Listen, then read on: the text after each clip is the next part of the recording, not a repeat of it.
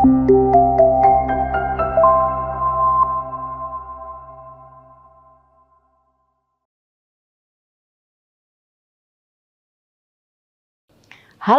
apa kabar semuanya? Selamat datang di video pembelajaran. Perkenalkan, nama saya Dr. Murniati SEMSI. Pada kesempatan ini kita akan membahas tentang materi Sustainable Business Model. Untuk topik hari ini, kita akan membahas revenue stream atau sumber pendapatan. Dalam konteks bisnis yang sustainable, memahami revenue stream membantu kita menciptakan bisnis yang tidak hanya menguntungkan, tetapi juga ramah lingkungan dan berkontribusi pada masyarakat. Nah, kita harus paham dulu, apa itu revenue stream? Revenue stream adalah cara bisnis Anda menghasilkan pendapatan dari berbagai macam segmen pelanggan. Dengan kata lain, bahwa revenue stream merupakan aliran uang yang masuk ke perusahaan Anda sebagai hasil nilai yang Anda berikan kepada pelanggan. Dalam sustainable business model, revenue stream tidak hanya difokuskan kepada keuntungan semata, tetapi harus dipertimbangkan dampaknya terhadap sosial dan lingkungan. Contohnya, jika Anda menjual produk berbasis daur ulang, pendapatan Anda tidak hanya terdiri dari penjualan produk, tetapi juga dari jasa edukasi atau kolaborasi komunitas. Nah, kemudian kita juga harus paham, kenapa sih penting kita harus memahami atau mengerti tentang revenue stream? Yang pertama, karena revenue stream merupakan tulang punggung dari bisnis. Seperti apa? Tulang punggung dari bisnis itu merupakan sumber pendapatan utama bagi suatu bisnis. Tanpa aliran pendapatan yang stabil, bisnis Anda tidak akan bertahan lama. Oleh karena itu kita harus paham, harus tahu dan memiliki pendapatan yang memang stabil. Yang kedua, berkelanjutan finansial. Revenue stream yang kuat pasti berkelanjutan finansial untuk bisnis Anda. Nah, ini sangat membantu sekali para pembisnis untuk menghadapi tantangan ekonomi. Kita tahu bahwa perekonomian itu tidaklah stabil. Selain itu, ada biaya yang harus kita bayar secara rutin. Seperti apa? Salah satunya adalah untuk biaya operasional. Kemudian kita juga bisa menginvestasikan kembali untuk pertumbuhan daripada bisnis kita. Nah, kenapa revenue stream itu juga penting? Yang ketiga adalah inovasi dan adaptasi. Nah, yang dimaksud inovasi dan adaptasi di sini adalah bagaimana revenue stream itu bisa mendorong inovasi dan adaptasi terhadap pertumbuhan pasar. Jika suatu pendapatan terganggu, bisnis akan bertahan melalui sumber lainnya. Artinya itu bisa saling mensupport. Yang satu misalkan turun, yang satu lagi bisa membantu untuk pertumbuhan kebutuhan perusahaan tersebut. Bicara tentang pertumbuhan dan pengembangan, kita bisa lihat bahwa pendapatan yang cukup memungkinkan bisnis untuk berinvestasi dalam pengembangan produk, pemasaran, maupun perluasan pasar.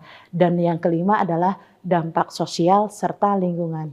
Dalam berbisnis, kita harus paham juga bagaimana bisnis itu bisa sustain. Kemudian dari bisnis itu bisa sustain tersebut, maka revenue stream itu harus kuat. Harapannya adalah bisa memungkinkan perusahaan untuk melakukan alokasi pembagian pendapatan untuk inisiatif sosial dan lingkungan. Hal ini sangatlah bermanfaat, baik untuk masyarakat maupun lingkungan di sekitar perusahaan. Intinya bahwa revenue stream adalah kunci keberhasilan dampak positif suatu bisnis. Nah, kemudian bicara tentang revenue stream ini juga banyak sekali hubungannya dengan bagian atau blok-blok yang ada di sustainable business model. Di antaranya adalah revenue stream untuk value proposition. Nah, revenue stream untuk value proposition adalah sebagai nilai dasar dari pendapatan itu sendiri. Revenue stream adalah hasil dari nilai yang ditawarkan atau value proposition kepada pelanggan. Artinya semakin kuat nilai yang ditawarkan, semakin besar potensi pendapatan yang dihasilkan. Kemudian revenue stream dengan customer segment. Nah, bicara tentang customer segment, tak lepas dengan target pasar. Revenue stream ditentukan oleh siapa yang menjadi target pasar kita atau customer segment. Setiap segmen pelanggan memiliki kebutuhan, preferensi yang berbeda, sehingga strategi pendapatan pun akan juga berbeda. Nah, kemudian yang selanjutnya adalah tingkat penetrasi. Semakin besar penetrasi pasar pada suatu segmen, semakin besar pula potensi pendapatan yang bisa dihasilkan. Artinya, dalam revenue stream ini terkait dengan segmen pasar itu sangat penting sekali. Kita harus jelas segmen kita itu siapa sih? Jangan sampai kita punya pasar, punya produk tetapi tidak sesuai dengan segmen customer itu sendiri. Dan yang ketiga adalah revenue stream dengan channel. Nah, ini penting lagi ya. Nah, channel itu hubungannya dengan saluran distribusi. Kalau channel kita bagus, udah gitu terjangkau dan lain sebagainya, tentu akan mengurangi biaya yang perlu kita keluarkan. Sehingga pendapatan kita juga akan meningkat. Oleh karena itu, di dalam perusahaan, saluran distribusi juga harus diperhatikan dengan baik. Contoh konkret, ada beberapa hal, pertanyaan yang paling penting yang perlu kita jawab dalam revenue stream. Yang pertama, apa yang sebenarnya dibayar oleh pelanggan? Produk, jasa, atau apa? Yang kedua, bagaimana mereka membayar dalam transaksi tersebut? Seperti apa? Misalkan secara langsung, langganan, atau sistem lain. Dan yang ketiga, apakah ada peluang diversifikasi pendapatan dari sumber lainnya? Salah satu contohnya adalah kemitraan. Ada beberapa elemen terkait dengan revenue stream. Elemen tersebut itu sangat penting yang saling mensupport dalam merealisasikan atau menghasilkan revenue stream itu sendiri. Yang pertama adalah value proposition. Value proposition di sini merupakan sebuah aplikasi di mana kita bisa menawarkan produk atau program latihan yang personal dan efektif serta komunitas online yang suportif. Dan yang kedua adalah customer segment dan yang ketiga adalah channel. Nah, kemudian dari tiga hal tersebut, revenue stream itu bisa menghasilkan pendapatan dari mana?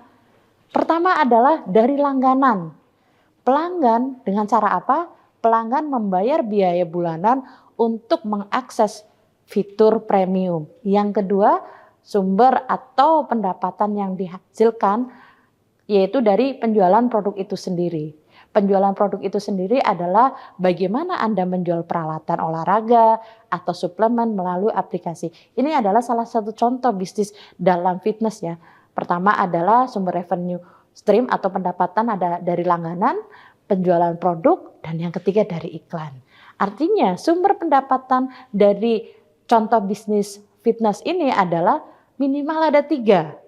Artinya ketika kita menjalankan bisnis tidak hanya berfokus kepada pendapatan utama saja, tapi kita juga harus lihat kira-kira ada pendapatan lain nggak yang kita peroleh dari bisnis tersebut. Seperti contoh yang tadi saya sampaikan, contoh perusahaan atau bisnis fitness ada pendapatan dari langganan, penjualan produk maupun iklan. Nah, kemudian bagaimana sih kita bisa mengoptimalkan revenue stream itu sendiri? Nah, yang pertama, analisis segmen pelanggan. Nah, pastikan bahwa Anda memiliki kebutuhan dan kemampuan membayar dari pelanggan Anda. Artinya kita harus paham kira-kira segmen pelanggan kita itu seperti apa. Apakah kita sudah bisa memenuhi kebutuhan mereka? Apakah kita mampu juga memenuhinya? Dan yang kedua adalah bagaimana kita bisa menciptakan nilai tambah. Nah, dengan menciptakan nilai tambah, maka pendapatan pun akan bertambah. Nah, di sini adalah bagaimana pelanggan akan lebih bersedia membayar jika produk maupun jasa Anda yang ditawarkan manfaatnya ada tambahannya. Kemudian yang ketiga adalah eksperimen dengan model pendapatan. Nah, dalam eksperimen dengan model pendapatan, jangan pernah takut untuk mencoba pendekatan baru seperti berbasis langganan, kolaborasi dengan mitra yang strategis. Nah, semakin kita bisa berkolaborasi, bermitra, maka bisa adanya penambahan revenue stream lainnya yang bisa meningkatkan pendapatan sehingga bisnis kita semakin sukses. Itulah penjelasan tentang revenue stream dalam sustainable business model. Semoga bermanfaat untuk Anda dan merancang model bisnis yang tidak hanya menguntungkan, tetapi yang tak kalah penting adalah berkelanjutan atau sustainable. Terima kasih atas perhatiannya. Sampai jumpa di video pembelajaran berikutnya. Salam, terima kasih.